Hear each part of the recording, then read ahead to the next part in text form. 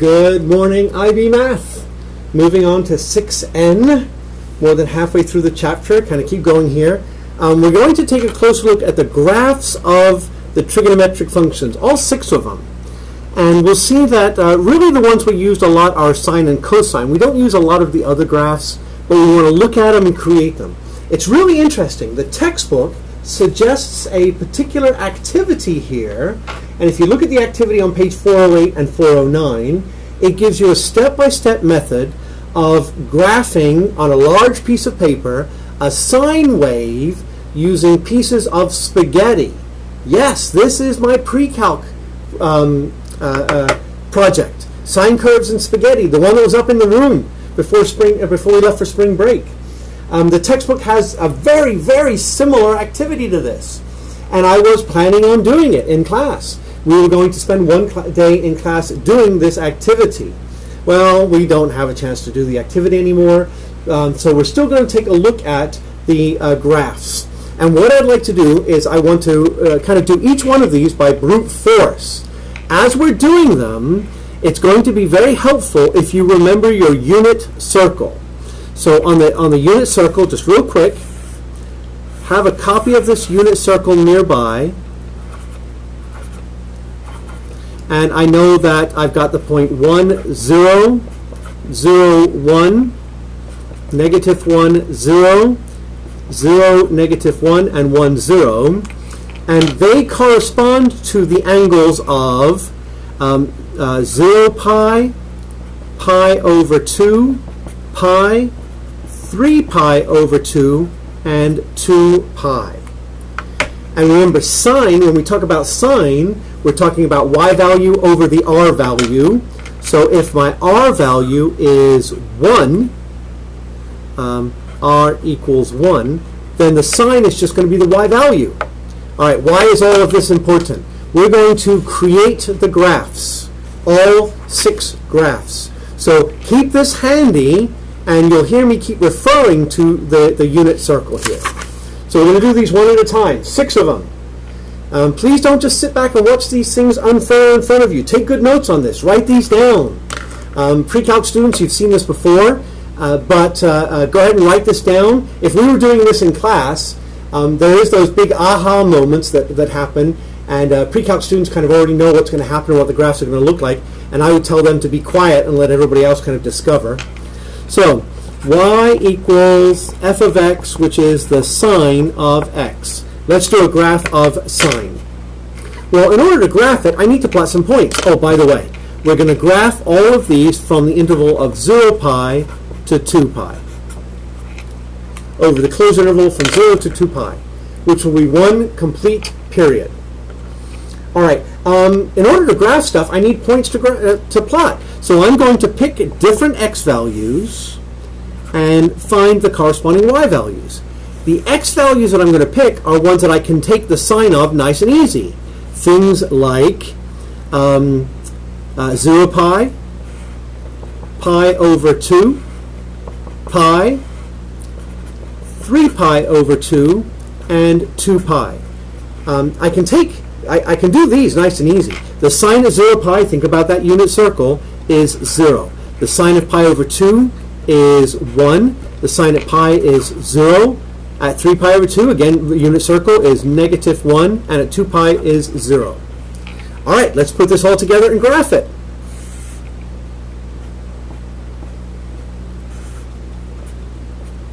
Negative 1 to 1, pi over 2. This is 0 pi, pi, 3 pi over 2, and 2 pi. I really wish I was in the classroom, because all 6 of these, I would try to get them on the board all next to each other so that we could compare them. So I'm going to plot the points here. 0, 1, 0, negative 1, 2 pi, and here comes my sine curve. Now, the domain is all whole numbers. You can plug anything you want in there for x. The range only goes from negative 1 to positive 1. Notice that this function is decreasing half the time and increasing the other half of the time. Notice I've got horizontal tangents at pi over 2 and 3 pi over 2, where the slope of the tangent line would be 0. And notice I've got changes in concavity I've got points of inflection here where the concavity changes. All right, so there's sine. So now we're going to do the same thing again 5 more times for the other 5 functions. If you haven't copied this down, hit the pause button on the video and get it copied down. All right, the next one is going to be y equals f of x, which is cosine x. I'm going to graph it over the same interval from 0 pi to 2 pi. I'm going to create my data table here. I'm going to pick x values and solve for y. The x values I'm going to pick are the nice, well-behaved ones on the unit circle that I know. 0 pi, pi over 2, pi, 3 pi over 2, and 2 pi. As I substitute in, what is the cosine at 0 pi? It's 1. At pi over 2, the cosine is 0. At pi, it's negative 1. 3 pi over 2 is 0. And 2 pi is 1. Graphing from negative 1 to 1, pi over 2, pi, 3 pi over 2, and 2 pi. And here, of course, is 0 pi. And at 0 pi, cosine is 1, 0, negative 1, 0, 1. And here's the cosine wave. Is that the same as sine? Are they the same? Well, here was sine, and there's cosine. You know, you could make an argument. And this is where I know one particular student in the class would love to argue about this. And this one particular student, whose name I was always saying wrong last semester, for a whole semester I said his name wrong, I could get him to argue either way. If I said, oh yeah, they're exactly the same, I bet you I could get him to argue that no, they're not the same. And if I said, oh no, they're not the same at all, I bet you this student would say, oh no, wait a minute, they kind of are the same. I could get him to argue either way. And if we look at them, if I take one and I kind of shift it back a little bit, now it looks the same. So yes, there is a relationship between sine and cosine. All right, so there's sines and cosines. Now let's do tangent. This one might not be as obvious as the other ones. So I'm going to do y equals f of x equals the tangent of x. I'm also going to do this from 0 pi to 2 pi. I'm going to pick some values for x and calculate the y. Nice unit circle, 0 pi, pi over 2, pi, 3 pi over 2, and 2 pi. Now, as I go through tangent, and I'm looking at the unit circle as I'm filling these values in, tangent is what over what? Opposite over adjacent. Sine over cosine. Y over x. So think about it like that. What's the tangent at 0 pi? The tangent at 0 pi would be 0 over 1 would be 0. How about pi over 2? Oh, we've got a problem here. At pi over 2, it would be 1 over 0. 1 over 0 is undefined. At pi, it would be negative 1, 0 over negative 1, it would be 0. At 3 pi over 2, it would be negative 1 over 0, again, undefined. And at 2 pi, it would be 0 over 1, which of course is 0. So now if I go to graph this,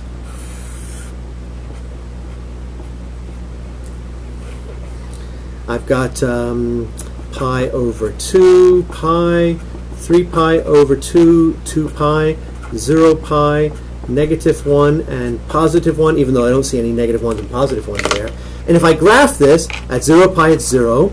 Here it's undefined. At pi over 2 it's undefined. What does that mean? That means I actually have a vertical asymptote. At pi it's 0. At 3 pi over 2 I have another vertical asymptote. And at 2 pi it's 0. Oh my gosh, how do I connect these dots? What's going on here? Hang on a sec, I've got a cat that's doing something it shouldn't be doing. Oh dear. Should I stop the video and start again? I've got a cat chewing on my wires and I've got to go chase it off. All right, so what's happening here? Well, I can't cross this line. So from this point, it's either going to run up the line or down. This is the first quadrant between 0 and pi over 2. Tangent is positive in the first quadrant, so it has to do this. In the second quadrant, tangent is negative. In the third quadrant, tangent is positive. And in the fourth quadrant, tangent is negative. So there is tangent from 0 to 2 pi. Notice I've got asymptotes because I've got some undefined. You can't have negative 1 over 0, 1 over 0. And I've got some zeros here. And then it runs up the tangents. All right, next, cotangent. So y equals f of x, which is cotangent of x, from 0 pi to 2 pi. Again, I'm going to pick some values and graph it, x and y. Pick the nice, well-behaved ones that I know from my unit circle.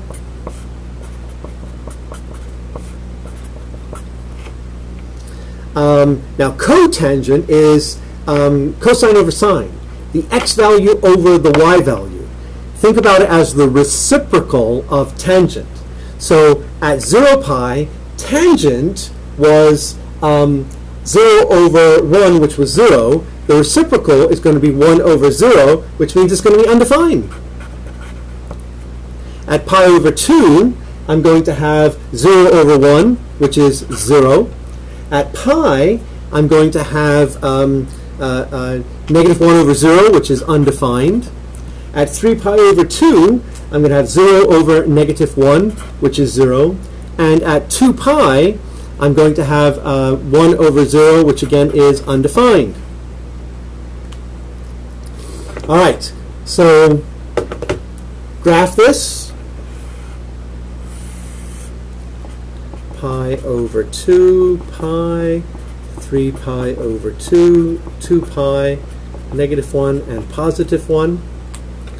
And I've got undefined here, so there's my, I've got an asymptote here, 0, undefined, another vertical asymptote here, 0, and undefined. Well, let's see, in the first quadrant, 0 pi to pi over 2 is the first quadrant, cotangent is positive, so it has to run up the asymptote. In the second quadrant, cotangent is negative, it has to run down the asymptote. Third quadrant, cotangent is positive. Fourth quadrant, cotangent is negative. So now, is this the same as tangent? Let's put them together. Here is tangent and cotangent together. Now we can see that the same relationship between sine and cosine doesn't exist here. If I take one of these and shift it left or right, it's never going to be the same as the other one. I'm also going to have to flip it or do something else with these things. All right, moving on. 2 more to go, right? 2 more. Now let's take a look at y equals f of x equals the secant of x. And I'm going to graph that from 0 pi to 2 pi. I'm going to pick values, nice and well-behaved values that I know from my unit circle. I always pick the same values, don't I? 0 pi, pi over 2, pi, 3 pi over 2, and 2 pi. Now the secant is going to be the secant at 0. The secant at 0, and now think about secant as 1 over cosine, right? Secant is the same thing as 1 over cosine. So what was the cosine at 0 pi? The cosine at 0 pi was 1. 1 over 1 is 1. What was the cosine at pi over 2? It was 0. 1 over 0, undefined. How about at pi? What was the cosine at pi? It was negative 1. 1 over negative 1 is negative 1. At 3 pi over 2, it was 0. 1 over 0, undefined. And at 2 pi, the cosine is 1. 1 over 1 is 1. I don't know why I chose to do those in red, but there we go. So now I'm going to graph it. Pi over 2 pi, 3 pi over 2, and 2 pi, and of course 0 pi, 1 and negative 1. And let's see, at 0 pi it's 1. At pi over 2, undefined. At pi, it's negative 1. At 3 pi over 2, it's undefined. And at 2 pi, it's positive 1. All right, how do we connect these? Now, cosine, I would just connect them like this. That's cosine. But I can't cross that line. So I'm either going to come out and go down the line or up the line. I'm not going to come down the line. Why not? Because I can't cross the x-axis. There's no x-intercept here. In the first quadrant, cosine is positive. 1 over a positive number is positive. So it runs up the asymptote like that. In the second quadrant, cosine is negative. 1 over negative, it runs down the asymptote. In the third quadrant, cosine is still negative, runs down the asymptote. And in the fourth quadrant, cosine is positive again, runs up the asymptote. All right, so there is secant. Now let's take a look at cosecant.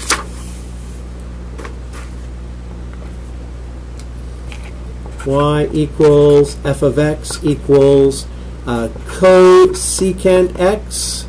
That's the way that they've been writing it. I still think of it as CSC, cosecant of x. And we're going to graph this from 0 pi to 2 pi. Another way of thinking about this might be thinking about it as 1 over sine.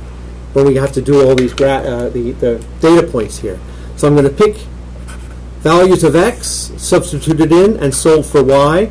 I'm picking the nice unit circle numbers that I can do quickly and easily in my head. And at 0 pi, I'm thinking about sine now. The sine at 0 pi was 0. 0 over 0 is undefined. At pi over 2, the sine of pi over 2 is 1. 1 over 1 is 1. At pi, the sine of pi was 0. 1 over 0 is undefined. At 3 pi over 2, the sine of 3 pi over 2 is negative 1. 1 over negative 1 is negative 1. And at 2 pi, the sine of 2 pi was 0. 1 over 0 is undefined. Let's graph this. Here comes the graph of cosecant. 0 pi, pi over 2, pi, 3 pi over 2, and 2 pi. Undefined, 1. Undefined, which means an asymptote. Negative 1, and undefined. In the first quadrant, sine is positive. 1 over positive is positive. It has to do that. In the second quadrant, sine is still positive. 1 over positive is still positive. It has to do that. Third quadrant, sine is negative. Fourth quadrant, all the angles between 3 pi over 2 and 2 pi. Fourth quadrant, negative. It has to do that. So there is cosecant of x. So there's all of the main, and again, if you need to go back and look at them, hit pause. You can go back and look at the videos. Make sure you've got them all copied down.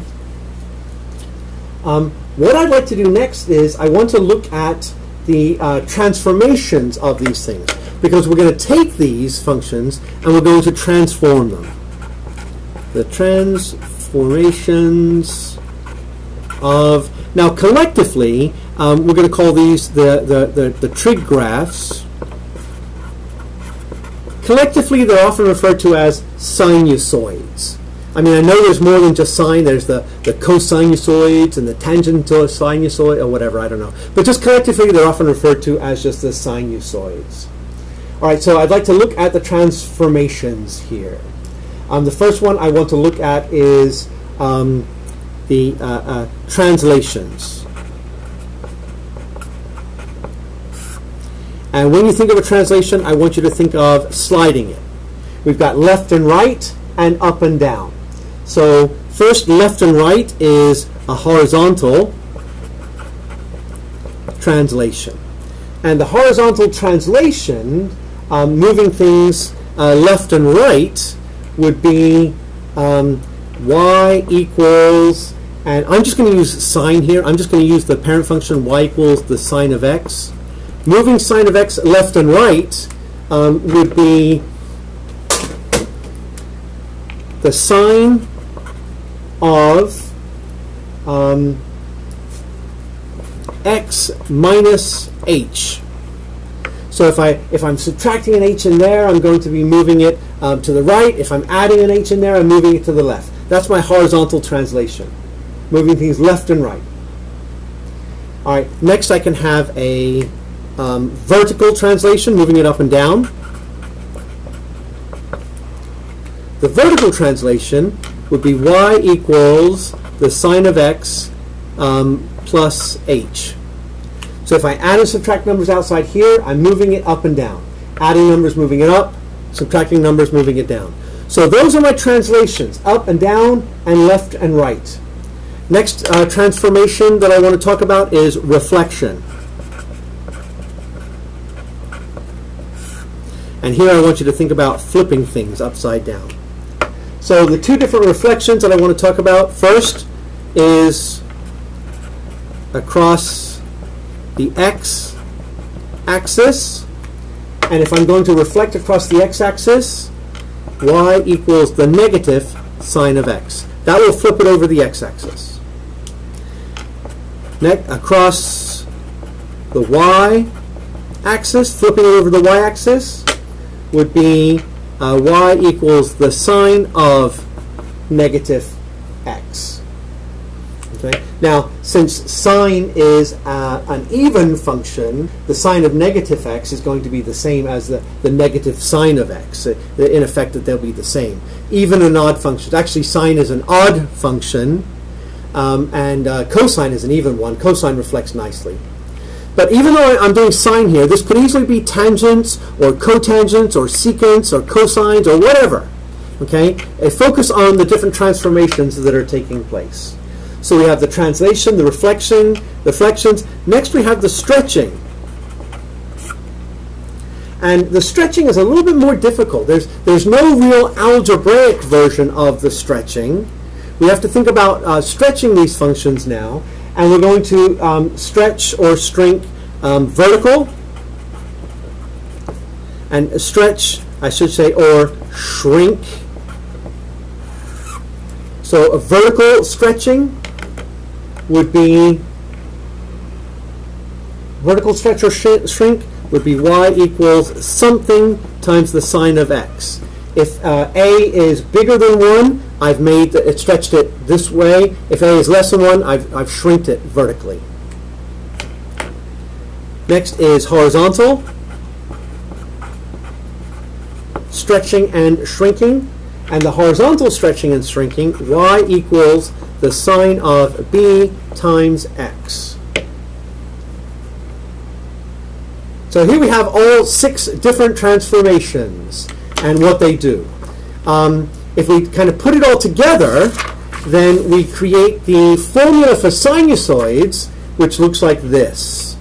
Y equals a sine b x minus, now they're using h's and k's, I'm going to use c plus d. A is often referred to as the amplitude, which is the horizontal, the vertical stretching. B is the period, which is the horizontal stretching. C is the phase shift,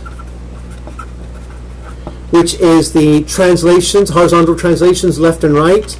And D is the center line, which is the transformations up and down. So that's kind of putting it all together there and looking at all the different examples. So don't be afraid to do these on the calculator. In fact, some of them I'm going to ask you to do it on the calculator or describe what transformations have happened. And it'll give you a graph and say, okay, what's happened here? Plug it on the calculator, play around with it. Make sure you're either in degree or radian mode, whichever mode you need to be in, so that it makes sense. And so now I think we're done. I want you to go ahead and try 6n. So do assignment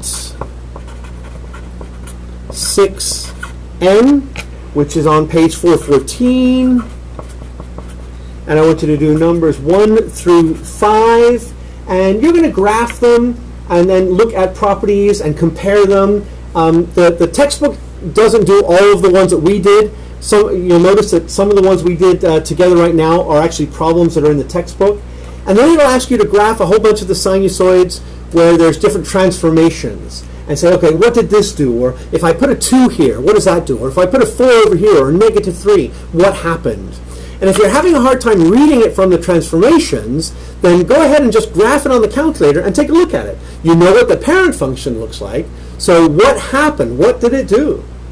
All right, ladies and gentlemen. So good luck, and I'll talk to you again soon. If you got any problems with them, like I said, do it on the calculator. If you're still not sure, post something in the post sections, and we can talk about it, or I'll add a solution. All right, guys. Good luck. I'll talk to you again soon.